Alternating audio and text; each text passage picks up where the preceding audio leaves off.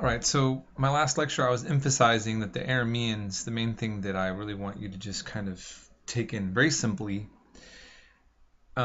is the way that this language becomes spread throughout the Middle East by these by this group of people, to where it becomes the main language that you see used in trade and so forth, and that Jesus would have been most likely during that first century even speaking Aramaic due to these people's influence in the region from this time period. Okay, and later we'll see other empires are going to use Aramaic then as well as a means of communicating.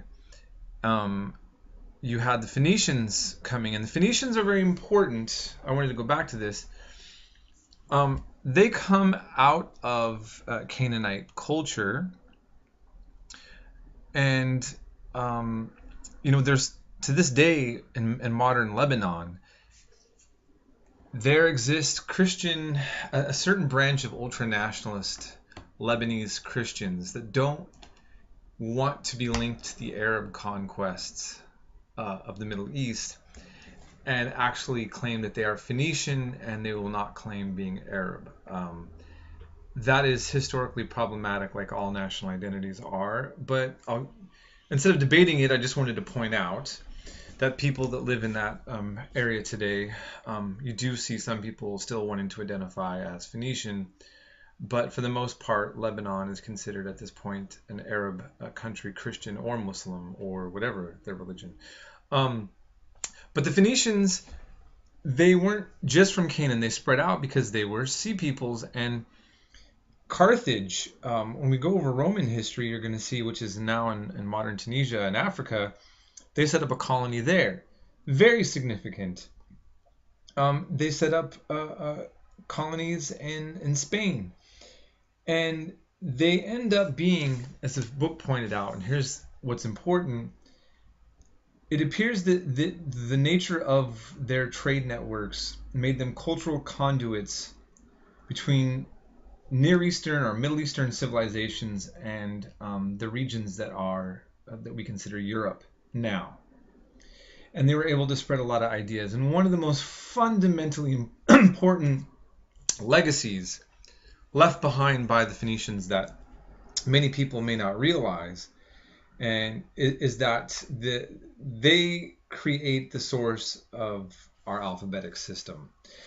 Almost all of the alphabet systems in the West are based on the Phoenician system, have their lineage traced to that. And we saw with hieroglyphics use pictures, right? In Chinese is pictorial. As a matter of fact, in Chinese, there's no alphabet at all. There's just pictures, and it's a very complicated system.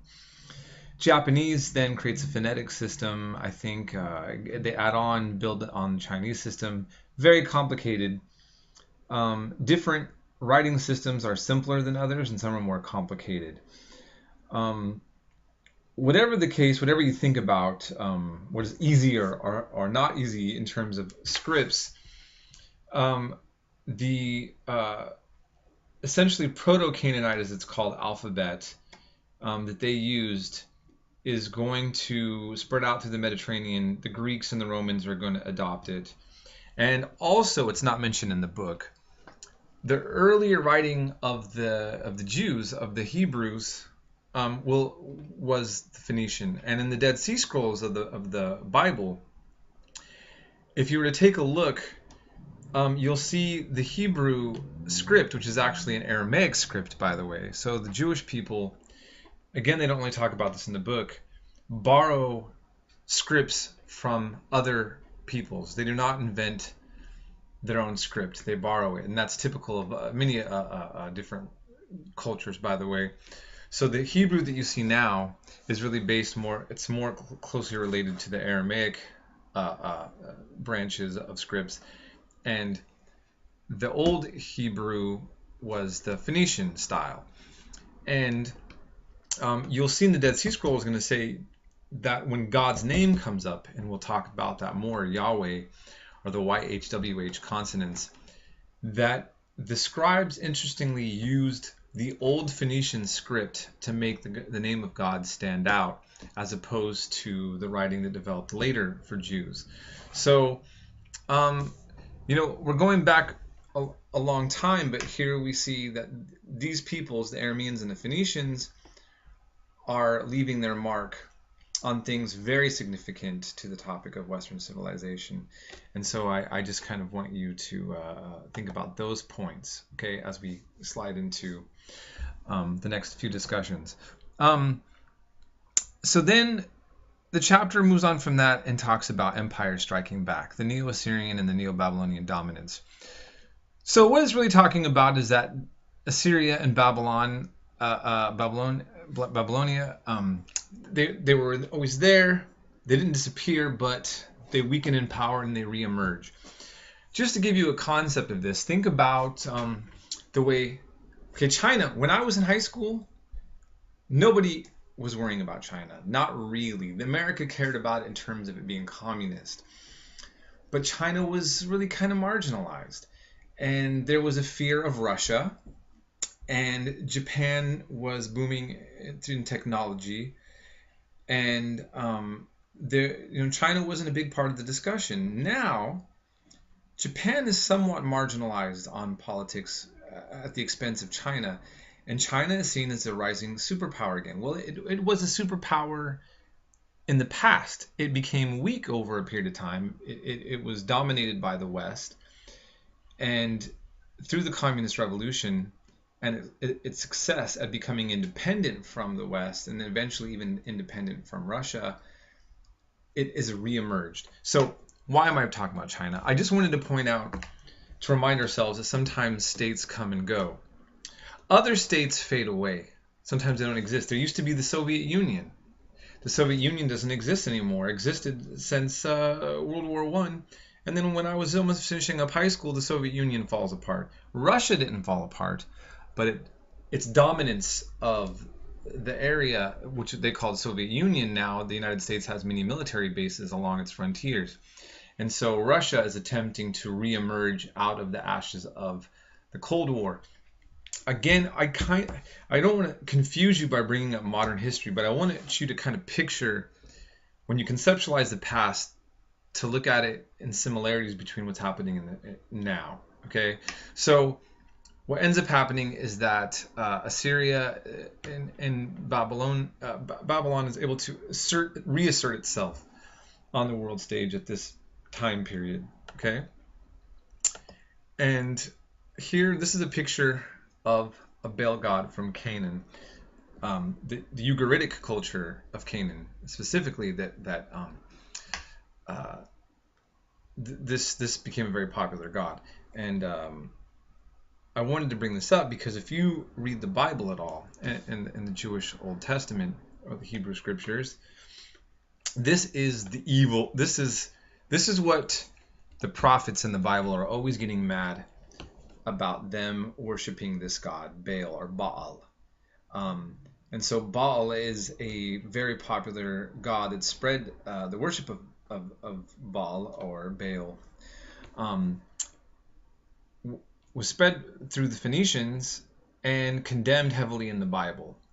As a side note, Baal also means master or lord, and in Hebrew, one of the words for a husband is a Baal, to be a master over his wife, as opposed to an ish, or a man, more like a less harsh term.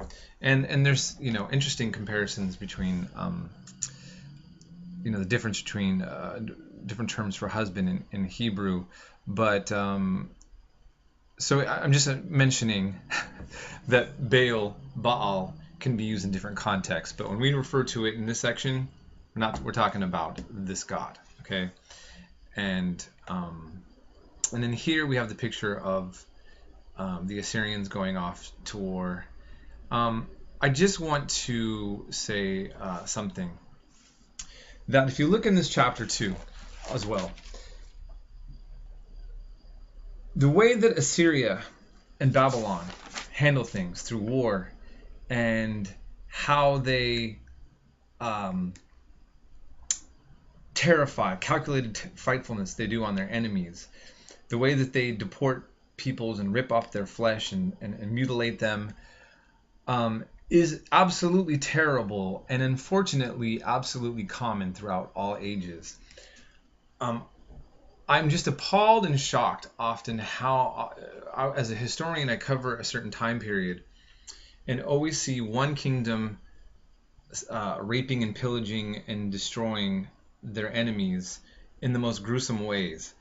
And what's interesting to me, as historians always talk about these certain cultures as if they were uniquely barbaric, when in fact you can almost find the same example of the patterns that you see in the behavior of these empires and what goes on right up to this day, if you really want to take an objective step back and look at things.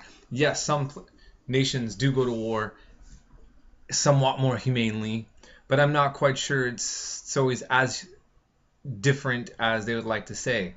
That's just my thought on that. I'm going to end this right here, and then we'll move on to the next section.